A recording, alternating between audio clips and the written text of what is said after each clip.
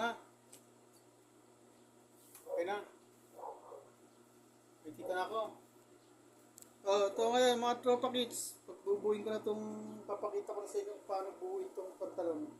Paano pagdikitin yung harap at likod. Ito yung harap na may zipper na, may bulsa na, may zipper, tapos itong may, kita mo. Bubuhin ko na yun ngayon. Pagdidikitin ko na. Kasi mo, huwag magalaw. Pakita mo yung mukha ko, baka mamaya sabihin na, hindi ako ko. Hindi gagalaw-galaw ko lang pa.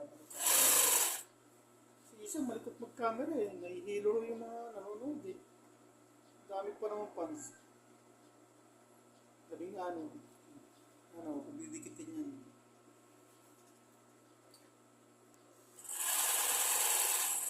Dahan-dahan lang kasi may sukat na yun.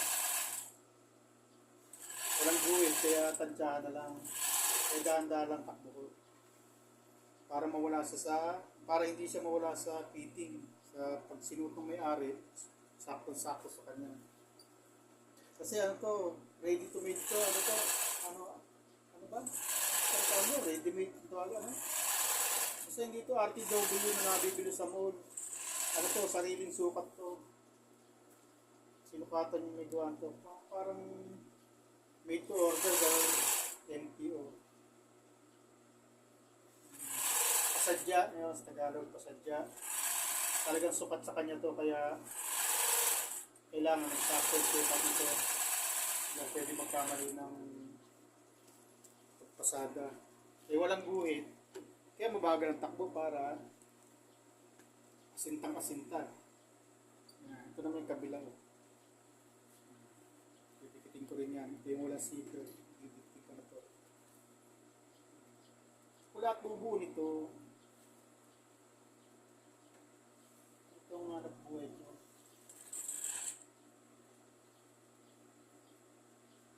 At pag natigil,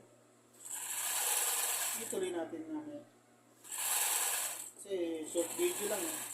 Maganda sana kung video na tuloy-tuloy ito eh. Makikita nyo talaga mula umpisa hanggang patapos kung paano kong binuo eh. Kaso ito, putol-putol, kaya obligado kayong panoorin ng lahat. Kasi pag hindi nyo pinanood lahat, hindi makikita kung paano binuo, kung paano buo, magugulat na lang kayo, buo na.